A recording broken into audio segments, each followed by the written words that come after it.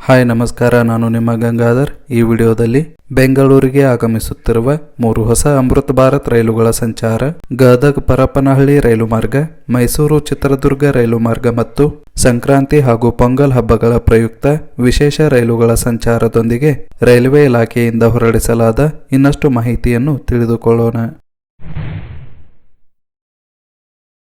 ಬಳ್ಳಾರಿ, ಹೊಸಪೇಟೆ, ದಾವಣಗೆರೆ ಮಾರ್ಗವಾಗಿ ಬೆಂಗಳೂರಿಗೆ ಇಂಟರ್ಸಿಟಿ ರೈಲು ಆರಂಭಿಸಬೇಕೆಂದು ಶಾಸಕರಾದ ಎಚ್.ಆರ್. ಗವಿಯಪ್ಪರವರು ಹೇಳಿದ್ದು, ಬಳ್ಳಾರಿ ಜಿಲ್ಲೆಯ ತೋರಣಗಲ್ಲು ಜಿಂದಾಲ್ ಗೆಸ್ಟ್ ಹೌಸ್ನಲ್ಲಿ ರಾಜ್ಯ ರೈಲ್ವೆ ಖಾತೆ ಸಚಿವರಾದ ವಿ. ಸೋಮಣ್ಣರವರನ್ನು ಭೇಟಿ ಮಾಡಿ ಹೊಸಪೇಟೆ ಕಿಷ್ಕಿಂಧ ವ್ಯಾಪ್ತಿಗೆ ಬರುತ್ತದೆ.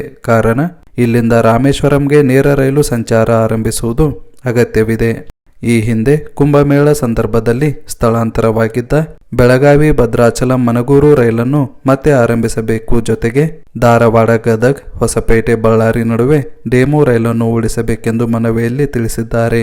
ಇದರ ಜೊತೆಗೆ ಬೈಲವದಿಗೇರಿ, ಗಾದಿಗನೂರು, ಕಾರಿಗನೂರು, ಡನಾಪುರ ಪ್ರದೇಶಗಳಲ್ಲಿ ರೈಲ್ವೆ ಹಳಿಗಳನ್ನು ಬಲಪಡಿಸುವ ಕೆಲಸ ಆಗಬೇಕು. ಮೈಸೂರು, ಬೆಂಗಳೂರು, ಗೋವಾ, ಹೈದರಾಬಾದ್ಗಳಿಗೆ ಬಳ್ಳಾರಿಯಿಂದ ವಂದೇ ಭಾರತ್ ರೈಲನ್ನು ಪರಿಚಯಿಸಬೇಕು. ಹೊಸಪೇಟೆಯ ಚಿತ್ತವಾಡಿ, ಟಿಬಿ ಡ್ಯಾಂಗಳಲ್ಲಿ ಮೇಲ್ಸೇತುವೆ ಹಾಗೂ ಕೆಳ ಸೇತುವೆಗಳನ್ನು ನಿರ್ಮಿಸಲು ಕ್ರಮ ಕೈಗೊಳ್ಳಬೇಕೆಂಬ ಇನ್ನೂ ಹಲವಾರು ವಿಷಯಗಳ ಬಗ್ಗೆ ಚರ್ಚಿಸಲಾಗಿದೆ.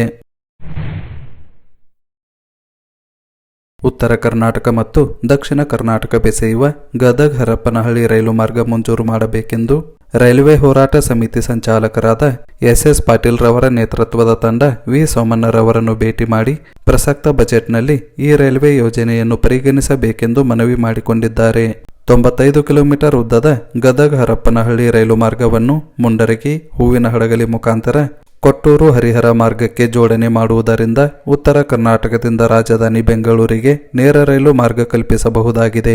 ಈಗಿರುವ ರೈಲು ಮಾರ್ಗಗಳಿಗಿಂತ ಬೆಂಗಳೂರು ಸುಮಾರು 100 ಕಿಲೋಮೀಟರ್ನಷ್ಟು ಕಡಿಮೆ ದೂರವಾಗಲಿದ್ದು, ಗದಗ್, ವಿಜಯನಗರ ಜಿಲ್ಲೆಗಳ ಕೃಷಿ, ಕೈಗಾರಿಕೆ, ಶೈಕ್ಷಣಿಕ ಹಾಗೂ ವಾಣಿಜ್ಯ ಅಭಿವೃದ್ಧಿಗೆ ಪೂರಕವಾಗಲಿದೆ ಎಂದು ಮನವರಿಕೆ ಮಾಡಿಕೊಟ್ಟರು.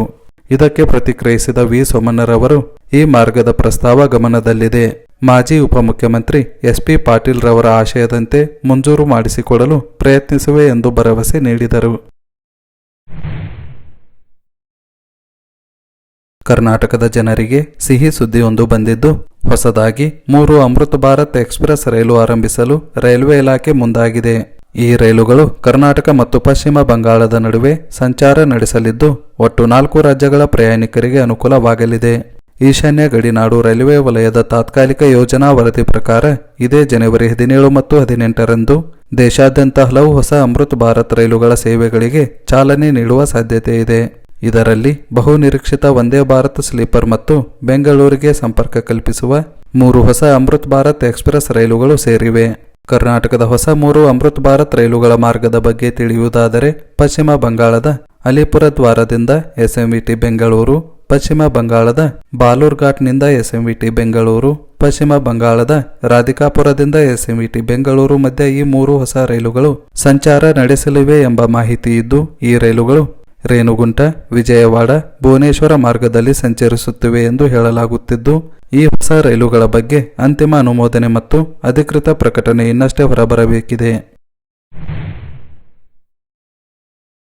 KSR Bengaluru Hosapete KSR Bengaluru passenger ರೈಲಿಗೆ ಪ್ರಾಯೋಗಿಕವಾಗಿ ಶಿವನಿ ರೈಲು ನಿಲ್ದಾಣದಲ್ಲಿ 1 ನಿಮಿಷಗಳ ಪ್ರಾಯೋಗಿಕ ನಿಲುಗಡೆಗೆ ಅವಕಾಶ ನೀಡಲಾಗಿದ್ದು, ಈ ರೈಲು ಕೆಎಸ್ಆರ್ ಬೆಂಗಳೂರಿನಿಂದ ಹೊಸಪೇಟೆ ಮಾರ್ಗದಲ್ಲಿ ಶಿವನಿ ನಿಲ್ದಾಣಕ್ಕೆ ಬೆಳಿಗ್ಗೆ 9:27 ಆಗಮಿಸಿ 9:28 ನಿರ್ಗಮಿಸಲಿದೆ.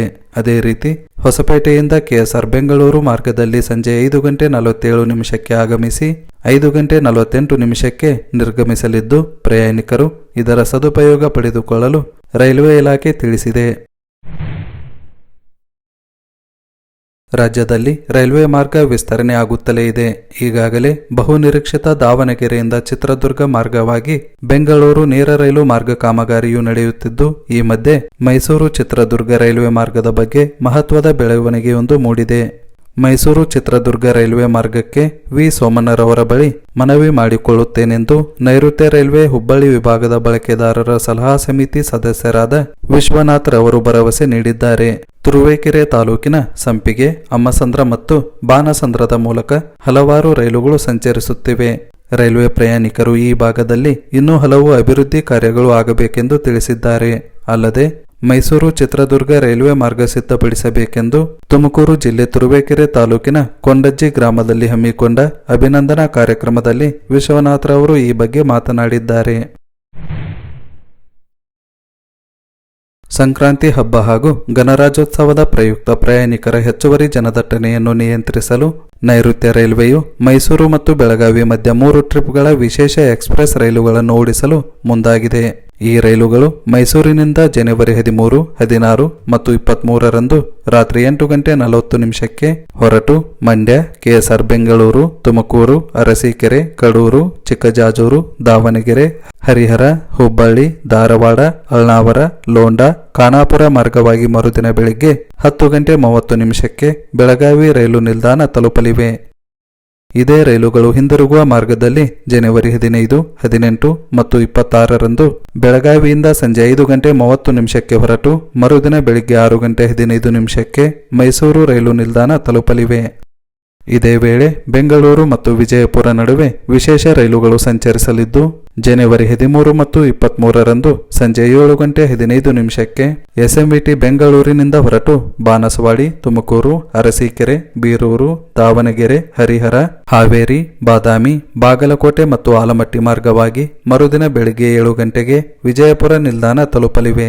ಇದೇ ರೈಲುಗಳು ಹಿಂದಿರುಗುವ ಮಾರ್ಗದಲ್ಲಿ ಜನವರಿ 18 ಮತ್ತು 26ರಂದು ಸಂಜೆ 5:30 ವಿಜಯಪುರದಿಂದ ಹೊರಟು ಮರುದಿನ ಬೆಳಿಗ್ಗೆ 6:30 ಎಸ್ಎಂವಿಟಿ ಬೆಂಗಳೂರು ರೈಲು ನಿಲ್ದಾಣ ತಲುಪಲಿದ್ದು, ಇತ್ತೀಚೆಗೆ ವಿಜಯಪುರ ಬೆಂಗಳೂರು ರೈಲುಗಳಿಗೆ ಹುಬ್ಬಳ್ಳಿ ಮತ್ತು ಗದಗ್ ಬೈಪಾಸ್ಗಳನ್ನು ಬಳಸುವ ಬೇಡಿಕೆಗೆ ರೈಲ್ವೆ ಇಲಾಖೆ ವಿಶೇಷ ರೈಲುಗಳ ಮುಖಾಂತರ ಸ್ಪಂದಿಸುತ್ತಿರುವುದನ್ನು ಗಮನಿಸಬಹುದಾಗಿದೆ.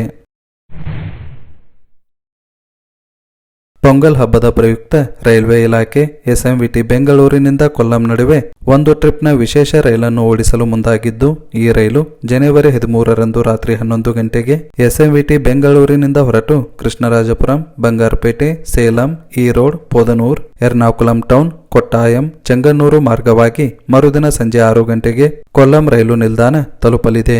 ಇದೇ ರೈಲು ಹಿಂದಿರುಗುವ ಮಾರ್ಗದಲ್ಲಿ ಜನವರಿ 14ರಂದು ಸಂಜೆ 6:30 ಕೊಲ್ಲಂನಿಂದ ಹೊರಟು ಮರುದಿನ ಬೆಳಿಗ್ಗೆ 10:30 ಬೆಂಗಳೂರು ಕಂಟೋನ್ಮೆಂಟ್ ರೈಲು ನಿಲ್ದಾಣ ತಲುಪಲಿದೆ. ಇದಿಷ್ಟು ರೈಲ್ವೆ ಇಲಾಖೆಯಿಂದ ಹೊರಡಿಸಲಾದ ಮಾಹಿತಿಯಾಗಿದ್ದು, ಮುಂದಿನ ವಿಡಿಯೋದಲ್ಲಿ ಇನ್ನಷ್ಟು ಮಾಹಿತಿಯೊಂದಿಗೆ ಮತ್ತೆ ಸಿಗೋಣ. ಧನ್ಯವಾದಗಳು.